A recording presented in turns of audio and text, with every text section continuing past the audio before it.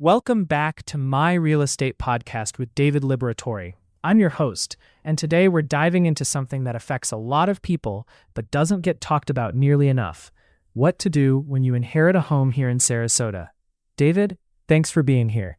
This is a topic that I think a lot of our listeners are either dealing with right now or will deal with at some point. So I'm really glad we're covering it. Hey, thanks for having me. Yeah, inherited property is such a unique situation because it combines real estate decisions with legal and tax considerations all at once. Most people inherit a home and they're not quite sure where to even start. Do they keep it? Do they sell it? And if they do sell, when's the right time? There's a lot to unpack. Right, and I think that's the thing. It's not just a real estate question. You've got probate, you've got taxes, you've got emotional attachments sometimes. So let's start at the very beginning. When someone inherits a property here in Sarasota, what's actually the first step they need to take? Like before they even think about selling? So the first thing is understanding the probate process.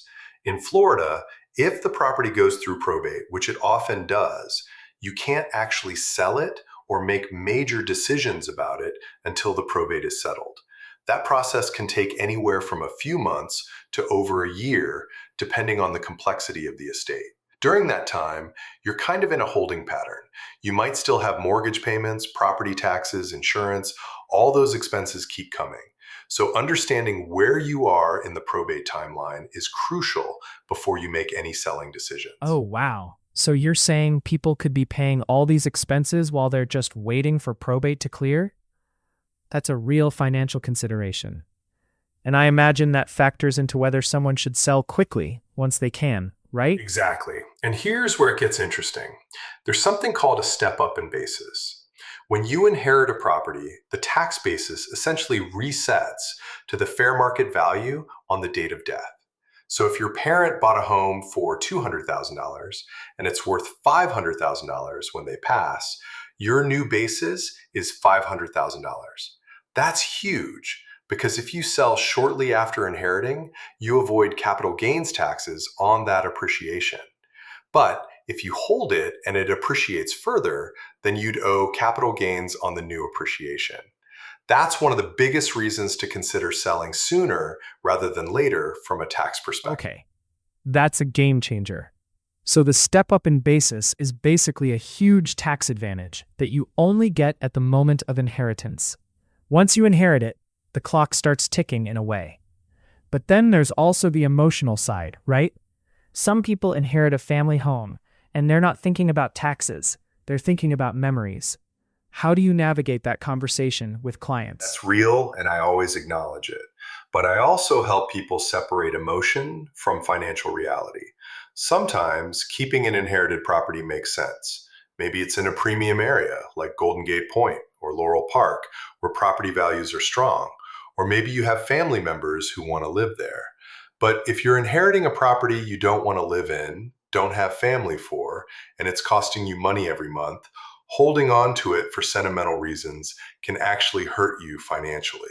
I always say, honor the memory in other ways, but let the property work for you or someone else who will appreciate it. That's really thoughtful.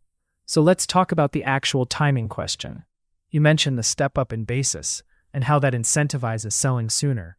But are there situations where waiting actually makes sense? Like, what if the market is down right now, or the property needs work? Great question. So if the property needs significant repairs, you might want to get those done before selling. That can actually increase your sale price and net proceeds. But here's the thing, you're still paying carrying costs while you're doing those repairs. We usually run the numbers.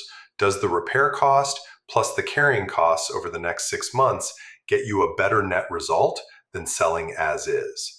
Sometimes yes, sometimes no. As for market timing, look, nobody can predict the market perfectly. But in Sarasota, we've got a pretty strong market fundamentally. I usually recommend people focus on their personal financial situation rather than trying to time the market. The step up in basis advantage is real and immediate. Waiting means you lose some of that advantage and you're paying expenses the whole time. That makes total sense. And I imagine there are also some specific Sarasota considerations, right? Like, we've got some unique insurance issues and special assessments in certain areas. Does that factor into the inherited property decision? Oh, absolutely. Citizens insurance depopulation is a real issue for some properties here.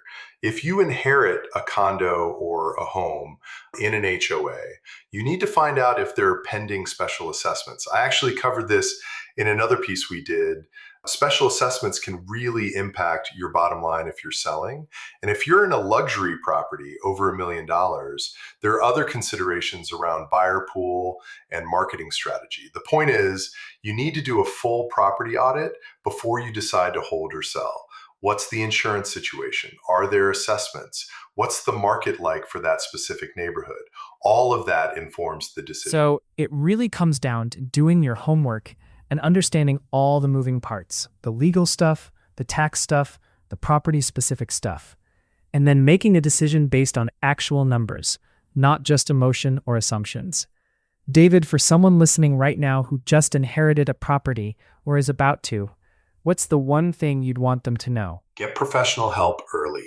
Talk to a real estate agent who understands inherited properties. Talk to a tax advisor and maybe a probate attorney. The cost of that advice is tiny compared to the mistakes people make by going it alone. And understand your timeline. The step up in basis is a real advantage that doesn't last forever. Make informed decisions quickly, and you'll be in a much better position financially and emotionally. That's solid advice. David, thanks so much for breaking this down. I know it's a complex topic, but you made it really accessible. For anyone listening who wants to dig deeper, we've got resources on our site about probate, taxes, and timing your sale, all specific to the Sarasota market. David, great having you on the show. Thanks for having me. Always happy to help people navigate this stuff.